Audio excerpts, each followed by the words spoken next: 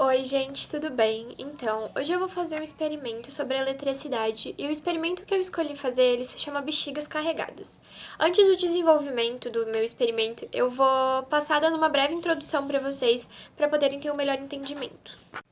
Então, eu vou começar falando um pouquinho sobre a eletricidade. A eletricidade é o nome dado a um conjunto de fenômenos que ocorre graças ao desequilíbrio ou à movimentação das cargas elétricas, que é uma propriedade inerente aos prótons e elétrons, assim como também dos corpos eletricamente carregados.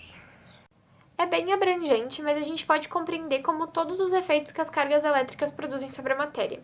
A eletricidade é comumente associada à corrente elétrica, que é uma movimentação de cargas que é estabelecida quando algum corpo é submetido a uma diferença de potencial elétrico.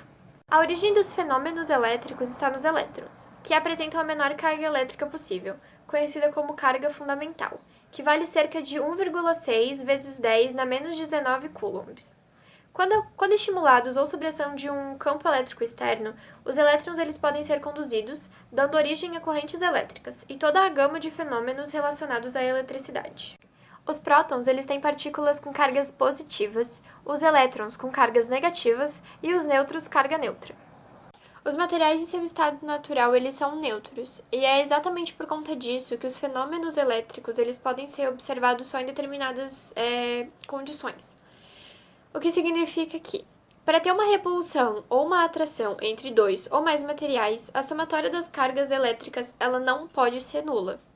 Precisa ter uma carga tanto positiva quanto negativa em excesso nesse material. E tem como fazer um material que está neutro ficar carregado eletricamente. E para fazer isso acontecer, precisa fornecer ou retirar algumas cargas elétricas desse material. E fazendo assim com que ele fique com uma carga líquida positiva ou negativa, que é chamado de eletrização. Existem vários métodos de eletrização, mas a eletrização ela se dá em materiais isolantes. Os condutores, eles não conseguem reter as cargas elétricas, pois elas escoam pelo material. Literalmente, os condutores eles só servem para conduzir a eletricidade até um certo tipo de material. Mas eles são normalmente feitos de fio de metal, fio de cobre, etc. Os isolantes, eles não deixam a carga mover no seu interior, então eles realmente isolam a carga e ela fica ali dentro. Então, nesse experimento que eu vou fazer hoje, a gente vai utilizar de eletrização por atrito. A gente vai trabalhar com a repulsão e atração. Então, os corpos com cargas elétricas de sinais iguais, eles se repelem. E ao contrário, quando as cargas elétricas elas possuem sinais diferentes, eles se atraem. Então eu vou mostrar aqui um pouquinho pra vocês. Então, eu vou começar a eletrizar esse balão, vou começar o experimento agora. E esse balão aqui, ele tá com uma carga neutra, e eu preciso que ele fique eletrizado. E eu vou fazer isso pela eletrização por atrito, que é o quê? Ficar esfregando aqui no meu cabelo até criar atrito, pra depois poder trabalhar com a repulsão e com a atração. Então vamos lá. Depois de já ter esfregado um pouquinho aqui, vocês já conseguem ver que ele já tá bem... Que ele já tá bem eletrizado. Já eletrizei ele, tanto que ele já tá puxando os fiapinhos do meu cabelo. Então, vamos lá. Depois de já ter feito a eletrização por atrito neste balão aqui, eu vou mostrar pra vocês sobre repulsão e atração. Esse balão, como eu já disse antes, ele tá eletrizado. Ao contrário desse balão aqui, que tá na forma natural, eu até fiz um risco pra vocês poderem identificar, porque eles são da mesma cor. Não tá eletrizado, ele tá na forma natural, ele tá neutro. E eu vou começar a trabalhar com a atração, que são cargas diferentes que se atraem.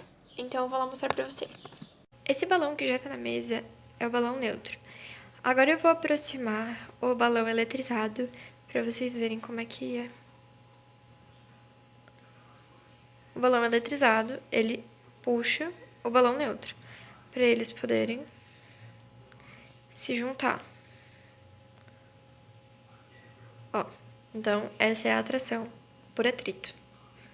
Então a repulsão por atrito, ela vai se dar quando eu eletrizar os dois balões. Um balão já tá eletrizado, e agora eu vou eletrizar o próximo, que é esse aqui que tá com o risquinho ali que eu tinha mostrado pra vocês.